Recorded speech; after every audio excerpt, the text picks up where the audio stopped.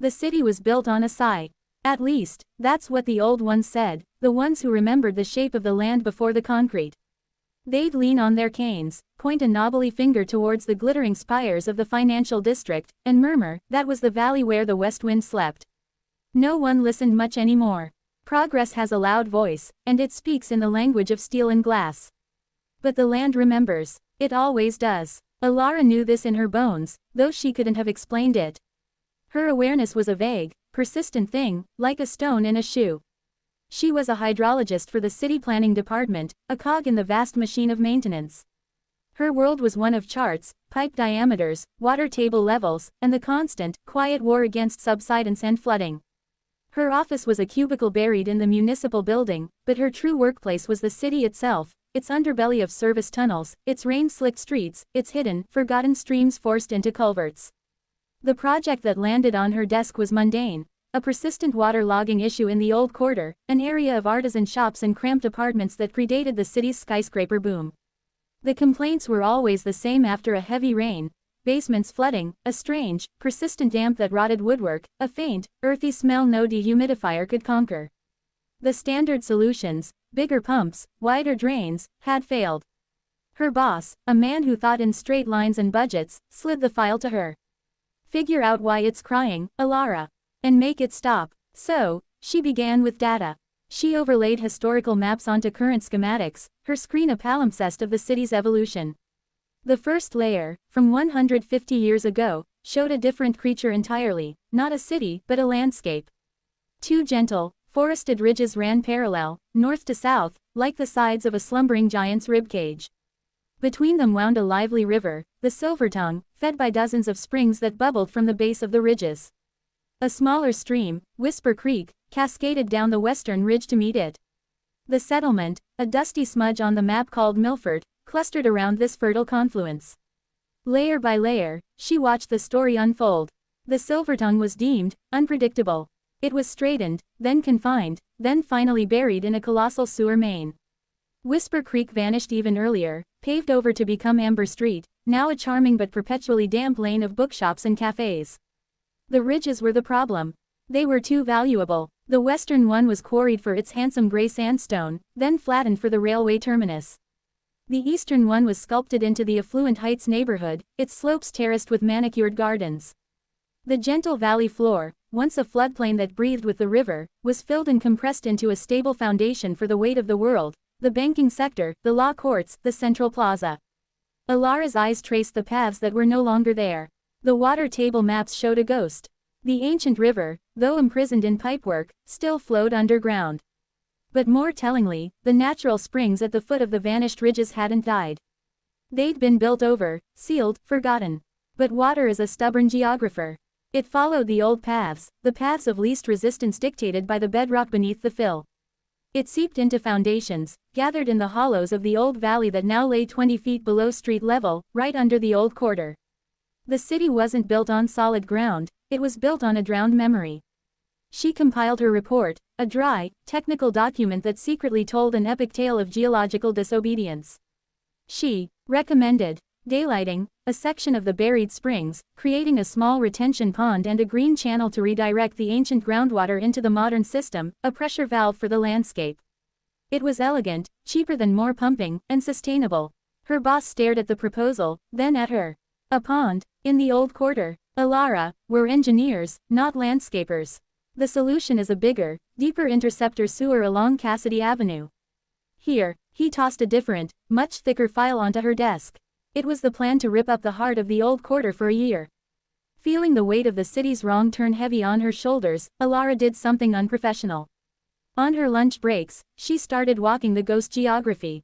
She would stand on the bustling, paved expanse of Republic Square, feeling the profound absence beneath her feet, the deep, silent flow of the entombed Silvertongue. She'd walk Amber Street, and in the constant trickle of water from its overloaded gutters, she heard the echo of Whisper Creek. In the dripping, mossy wall of a particular basement in the old quarter, a wall that predated the city's founding, she placed her palm and felt a vibration, a hum, the faint, cool exhalation of a spring that had been bubbling since the last ice age. She began to talk, not in the boardroom, but in the places themselves. She mentioned her findings to Mrs. Adisa, who ran the bakery on Amber Street and fought a never-ending war against mold. She showed old maps to Mr. Finch, the antiquarian bookseller, whose cellar held manuscripts that smelled of the distant earth. She pointed out the unnatural lie of the land to a young, frustrated cafe owner whose floor tiles were always cold and damp. A story began to circulate, not as a report, but as a local legend. The story of the sleeping river, of the choked springs, of a city that built a ceiling over its own lungs. The residents of the old quarter, who had always felt their neighborhood was different, more alive, more stubborn, more prone to weeping, now had a language for it. They weren't just flood-prone, they were the keepers of a hidden geography. The resistance to the mega sewer project began here, in whispers over coffee and books. It grew into petitions, then into noisy town hall meetings. Alara, to her own surprise, found herself speaking at one, not as a city employee, but as a citizen. She didn't quote pipe diameters. She told the story. She showed the ghost maps. She spoke of the Silvertongue and the whisper, of the sigh the city was built upon. "We can keep fighting the water," she said, her voice clear in the packed room, "or we can finally listen to it." The political gears, rusted and immense, began to turn. The story had power. It was more compelling than cost-benefit analyses.